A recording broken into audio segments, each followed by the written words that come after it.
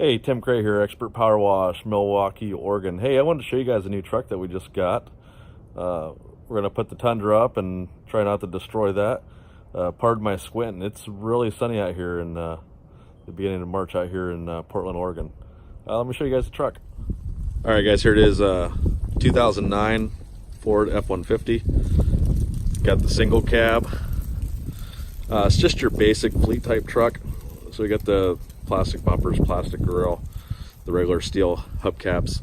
Wasn't looking for anything fancy that I was gonna use for work daily and put pressure washing equipment in the back. So this is what we picked up. I think it's gonna work out just fine. This 8-foot bed's gonna be real nice for getting a lot more stuff in the back here. So just a standard white truck. It's in pretty good shape. It has about 130,000 miles on it. Had great service records with it, so it looks like something that's going to be dependable.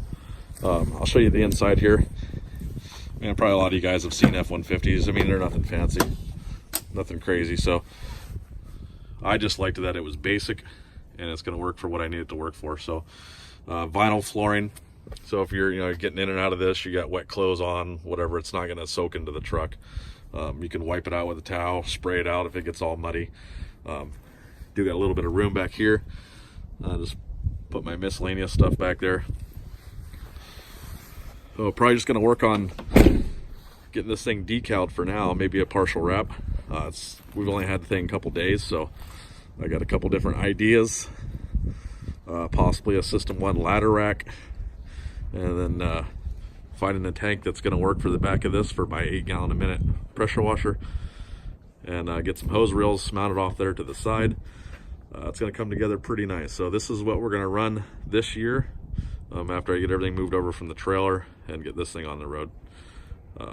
Stay tuned. I'll have some more updates on what I'm doing with this truck and kind of keep you guys in the loop.